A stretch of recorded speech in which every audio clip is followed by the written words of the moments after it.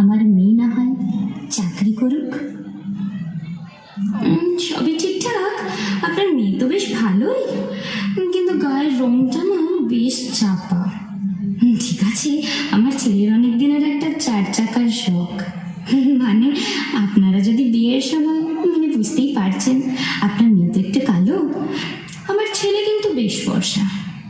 পাত্রপক্ষের সামনে বসা কালো মেয়ের বছর 75-এর ঠাকুমা আজ না হয় হেসে বলুক, আমার নাতনি কালো, কিন্তু মেরুদণ্ড আপনার ফর্সা ছেলের থেকে অনেক শক্ত।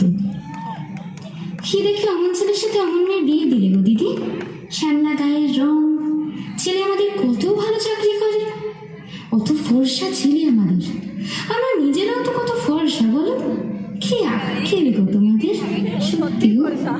ছোটদের হাতে তত্ত্বের মিষ্টি তুলে দিতে দিতে শ্যামলা মেয়ের শাশুড়ি মা আজ বলে উঠুক, ছোট, আমাদের গায়ের রং কত ফর্সা, আর আমার শ্যামলা বৌমার মানসিকতা আমাদের থেকেও ফর্সা। ভালোবাসিস আমায়? কেন? আমি তো কালো, তোর সাথে আমার মানায় না। আজীবন ইস কি কালো শুনতে থাকা মেয়েটা আজ তার প্রেমিক তাকে টেনে নিক তার চওড়া বুকের মূর্তিখানি। আজ তার আলোর শহরে ঠিক চৌরাস্তার সামনে কালিনের প্রেমিক বলে উঠুক, আমার আলো হয়ে থাকিস তুই। তুই তো টুকটুকে ফর্সা, তাই তোর দিদিটা তো কালো কেন রে? অন্ধকারে তোর দিদিকে দেখা যায়। বান্ধবীদের এই উল্লাসের হাসিকে আজ একদিন থামিয়ে দিয়ে বলুক, না রে, আমার দিদিকে অন্ধকারে দেখা যায় না, দিদিকে টিভিতে দেখা যায়, ক্যারেটেতে রাজ্য স্তরে প্রথম তো।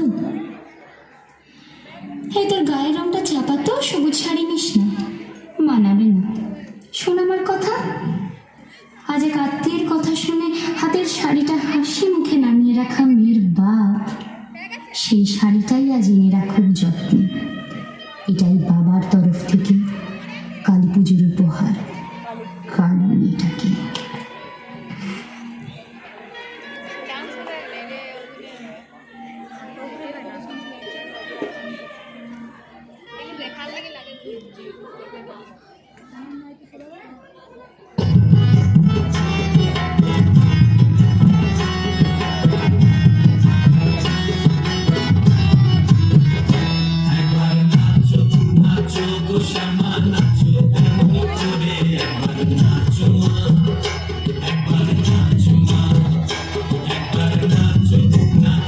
Shama